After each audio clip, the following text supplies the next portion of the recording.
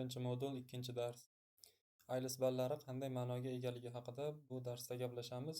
O'tgan safargi darsimizda demak IELTS o'zi nimaligi haqida, qanday tartibda bo'lishi va ko'nikmalar haqida gaplashgandik. Bugungi darsda IELTS qanday baholanishi va uni baholash tizimi qanaqa ma'noda anglatishini ko'rib chiqamiz. Mening maqsadimiz IELTSdagi band skorlar nimani anglatishi, qanday hisoblanishi va har bir ball nimani anglatishi haqida qisqacha tushuntirish olamiz. Band score nima? Band score albatta daraja ko'rsatkichi ma'nosida tushunsak bo'ladi. Daraja, ya'ni bu IELTSda bizga baho qo'ymaydi, daraja beriladi. Xuddi 1, 2, 3 daraja degandaqa daraja beriladi. Bu demak IELTS ballari 0 dan 9 gacha bo'ladi darajasi.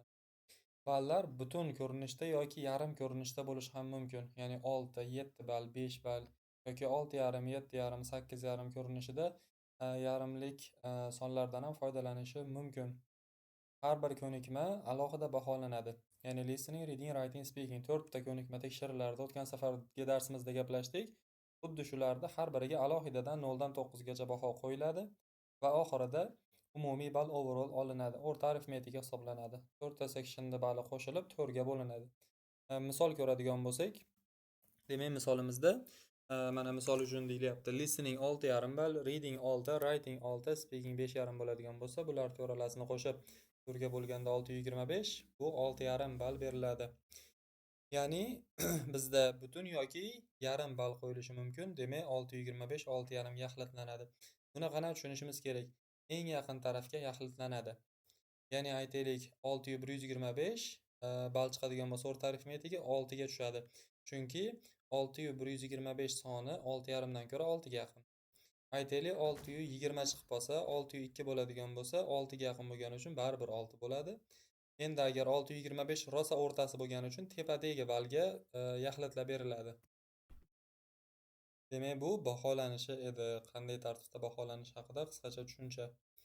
Va keyingi qism, demak har bir band, ya'ni darajamiz nima ma'noda anglatadi. Biz endi 3 dan 9 gacha bo'lgan darajani ko'rsatganmiz. Qanchalik yuqori bo'lishi shunchalik ingliz tilini yaxshi bilishini ko'rsatadi o'quvchini. Aytaylik 3 juda cheklangan, demak juda qiyin tushunadi ingliz tilini. 4 cheklangan, faqat tanish mavzularda tushunadi, o'ziga tanish bo'lgan mavzularda gaplashishi mumkin. 5 boshlang'ich o'rganishda yuqoriroq darajasiga chiqyapti degani, demak kundalik muloqotlarda asosiy muloqotni bajara oladi. 6 bo'ladigan bo'lsa o'rta daraja, ingliz tilini biladi, oddiy mavzularda suhbatlashish, gaplashish mumkin. Oddiy mavzular demak yaxshi tushunadi deymiz. 7 demak yaxshi, ya'ni muloqot yaxshi, murakkab so'zlashuvda xatolar bor, ya'ni ozgina xatolar bilan bo'lsa ham murakkab so'zlarda ham gaplasha oladi. 8 juda yaxshi, xatolar juda ham kam bo'ladi, yuqori darajada so'zlashadigan daraja hisoblanadi. 9 bu mutaxassis deymiz, ya'ni ekspert, xatosiz, erkin va to'liq muloqot qiladi. Xuddi shu ma'nolarni anglatadi. Ya'ni qanchalik yuqori bo'lishi shunchalik baland ballni bildiradi. Endi 3-qism bo'limlar qanday baholanishi haqida ham tushunchaga ega bo'lamiz. Ya'ni biror odam imtihon topshirmoqchi bo'lsa, imtihonni yaxshi tushunish, uni baholash tizimini yaxshi tushunish bu yarim ball degani. Ya'ni qanaqa ma'nodaki, imtihonda sizni qanday baholashlarini bilmasdan u imtihonga tayyorlanish bu mantiqsiz bo'ladi. Chunki siz qaysi tomonga e'tibor qaratishda, qaysi jihatlarga tayyorlanishda bilmay qolishingiz mumkin. Ya'ni ingliz tilini bilgan taqdirda ham imtihon formatini tushunmasdan yaxshi ball ola olmaydi. Bunga misol qilib statistikada ma'lumotlar bor. Demak, native speakerlar, ya'ni Angliyada tug'ilgan, Amerikada tug'ilgan, o'zi ingliz tilida tug'ilgandan beri ingliz tilida gaplashadigan odamlarda sinov tariqasida imtihonga topshirishganda birinchi imtihonlari pastroq chiqadi. Ya'ni qolgan atrofda tayyorlanganlardan ham ko'ra pastroq ballar chiqadi. Endi aytaylik, ularga imtihon formati mana bu jihatga e'tibor berishing kerak deb tushuntirilgandan keyin ikkinchi marta topshirishida eng baland ballar chiqadi. Ya'ni bir martada ballari ko'tarilib ketadi. Sabab nima desa, ingliz tilini bilishdan tashqari imtihonda nima so'ralyapti, qaysi jihatlarga e'tibor berish kerak, shuni ham tushunish kerak bo'ladi. Demak, ko'rib chiqamiz. 4 ta section bor. Demak, qana baholashni bildik. 0 dan 9 gacha baholanadi, ma'nolarini bildik. Endi bizning sectionlarga qanday qilib baho qo'yiladi? Listening, readingdagi bir xil usulda baholanadi. Ya'ni ikkalasida ham 40 ta savol berilgan bo'ladi sizga. Nechta to'g'ri javob topsangiz, shunga mos ball beriladi. Ya'ni siz listeningdan 40 tadan 10 ta, readingdan 40 tadan 20 ta topyapsiz. Nechta topgan bo'lsangiz, har biri ni jadvalga ko'ra ball beriladi. Misol uchun 30 ta to'g'ri topganga 7 band beriladi. Buni jadvali, tasdiqlangan jadvali shunaqa ko'rinishda bo'ladi. Shu jadvalga ko'ra siz baho olasiz. Ya'ni 40 tadan qancha ko'p topsangiz tepada, sizni ballingiz ko'tarilib boraveradi. Mana misol uchun 23 ta 25 ta orasida topadigan bo'lsa 6 ball.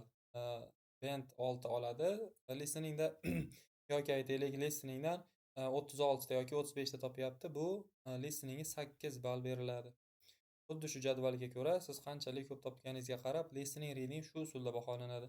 Demak, sizni listening readingda topgan har bitta to'g'ri javobingiz bu sizni bir pog'ona yuqorilatib boradi. Har bitta javobingiz ahamiyatga ega bo'ladi. Demak, listening readingni baholashi shunaqa bo'ladi.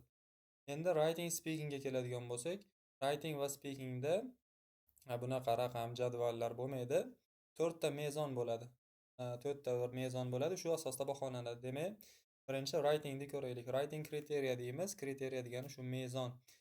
Demak, sizni yozgan insholaringiz 4 ta jihatdan baholanadi. Task response, coherence and cohesion, vocabulary va grammar. Xo'p, task response nima degani?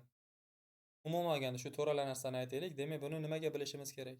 Biz IELTSda writing yozayotganimizda, insho yozayotganimizda shu 4 ta narsani bajarishga harakat qilsak, keyin ballimiz yaxshi chiqadi.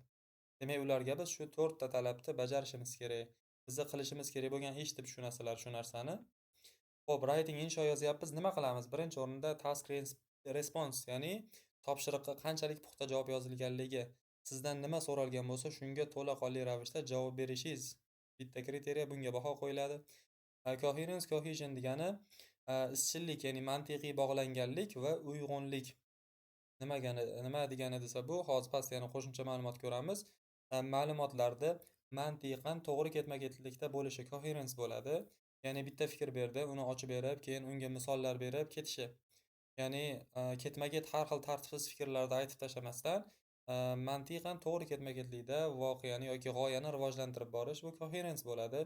Cohesion degani uyg'unlik, bog'langanlik, gaplarni bir-biriga to'g'ri bog'lash, ya'ni bitta ko'proq bog'lovchilarga urg'u beriladi. Bundan tashqari, shuning uchun qolaversa degan so'zlarni ishlatib, gaplarni bir-biriga ulab ketishimiz. Ya'ni shunchaki nuqta qo'yib yangi gap, yana nuqta qo'yib yangi gap bas, o'sha gaplarning orasida bog'lovchilarda bo'lishi cohesionni yaxshilab beradi. Vocabulary degani lug'at boyligi.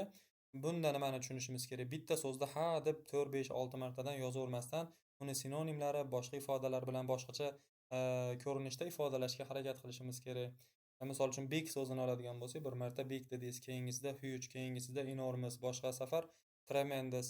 Ya'ni bitta so'zni ha deb qaytarilavermasligi lug'at boyligingizni ko'rsatishi hisoblanadi writingda. Va grammarga keladigan bo'lsak, bu grammatika, ya'ni qanchalik rang-barang strukturalardan foydalanasiz. Passive voice batta ko'p ball beradi. There is, there are strukturalari, relative clause, grammatikalaringizdan baholanadi. 4 ta jihatdan kelib chiqib sizga baho qo'yiladi. Va writingda ikkita task bor bilamiz. Bu haqida yana qo'shimcha ma'lumot keyin ko'ramiz. Task 1 dan ko'ra task 2 2 barobar ko'proq ustunlikka ega. Ya'ni writing balida task 2 bali 2 marta 2 ga ko'paytiriladi va task 1 qo'shib 3 ga bo'linadi. Ya'ni task 1 2 barobar ko'proq ahamiyatga ega bo'ladi. Speaking kriteriya haqida gaplashamiz. Speaking kriteriya tepadagi writingga o'xshab ketadi. Speaking, ya'ni sizga gapirishingizni baholayotganda shu 4 ta narsa baholanadi. Fluency and coherence, ravonlik va mantiqiy bog'langanlik. Batta endi mantiqan to'g'ri gapirishingiz kerak, xuddi writingga o'xshab, va endi fluency, ravon, chiroyli, tekis, duduqlanmasdan gapirishingiz ham kerak bo'ladi. Vocabulary tushuntirdik. Bu ham speakingda ham bor, grammar ham bor. Va yana pronunciation qo'shiladi speakingda. Talaffuzni to'g'ri qilishingiz, so'zda to'g'ri talaffuz qilishingiz muhim hisoblanadi. Mana bu yerda coherence'ga misol ko'rish mumkin. Batta chiroyli qilib berilgan. Nowadays many people prefer to shop online. This is because online shopping is more convenient and saves time. Moreover, people can compare prices easily. Ya'ni odamlar hozirgi paytda onlayn xarid qilishni yaxshi ko'rishadi. Bu shuning uchunki onlayn shopping qulay va vaqt tejab beradi. Bundan tashqari narxlarni taqqoslash oson, shunga o'xshagan fikrlar. Endi yomon coherence qanaqa bo'ladi desa, odamlar shoppingni yaxshi ko'radi, kompyuterlar foydali, xarid qilish tez. Umuman bir-biriga qanaqadir mantiqan bog'lanmagan. Shunda yaqqol farqini ko'rishimiz mumkin coherence'da. Cohesion'ga keladigan bo'lsak, mana til vositalari bog'lovchilaridan foydalanish haqida gap ketyapti. Moreover, shunga o'xshagan so'zlar berilgan ekan. Ya'ni shu bog'lovchilar orqali bizni nima qilishimiz, gaplarni bir-biriga bog'lashimiz. This, firstly, however, therefore, in addition. Ya'ni mana misolni ko'radigan bo'lsak, air pollution is major problem. This issue affects people's health. Moreover, it contributes to climate change. Havo ifloslanishi asosiy muammo. Bu narsa odamlar sog'lig'iga ta'sir qiladi. Bundan tashqari, bu iqlimni o'zgartirishga sabab bo'ladi, hissa qo'shadi, deyapti. Moreover mana. Endi bu cohesionga, qoidalarga amal qilmasak, qanaqa ko'rinishda bo'ladi? Air pollution is problem. Air pollution affects health. Air pollution is bad for the planet. Gaplar bir-biridan alohida ravishda tarqoq turibdi va bitta so'zlar hadeb qaytarilyapti. Olmoshlar, zislar yoki itlar, ya'ni olmoshlarimiz yoki bog'lovchilar ishlatilmayapti. Shundan xulosa qilib olsak bo'ladi, bir-biridan farqini. Ya'ni bu cohesion haqida misol, bunda coherence'ni gaplashdik. Mantiqan uyg'unlik, yana bunga yana qo'shimcha ma'lumotlar bor, ko'rib chiqishingiz mumkin. Yaxshi coherence bo'lishi uchun har bir paragrafda bitta asosiy fikr bo'lishi kerak. Gaplar bir-biriga bog'liq, tartibli kechishi kerak. Kirish, ya'ni asosiy qism va xulosa degan qismlar bo'lishi kerak. Shularga e'tibor berishimiz kerak bo'ladi. Ya'ni bu darsda asosiy 3 ta narsaga e'tibor berasiz. Bir qator xulosa qiladigan bo'lsak, birinchisi band score nimaligini gaplashdik. Ikkinchi o'rganishingiz kerak bo'lgan narsa, har bir band qanaqa ma'no anglatish haqida qisqacha tushuncha. Bu ham o'zi chuqur narsa, juda yengil, qisqacha aytganda shunday ko'rinishda. Va har bir bo'lim qanaqa baholanishini bilishingiz kerak. Bu siz tayyorlanishingiz to'g'ridan-to'g'ri shunga bog'liq. Demak, listening readingda nimaga e'tibor berasiz? To'g'ri javoblaringizni sonini oshirishga e'tibor berasiz, chunki shunga qarab ball beriladi. Mana jadval. Va writing speakingda siz kriteriyalar bor. Writingda task response, coherence, cohesion, vocabulary, grammarga qaraysiz.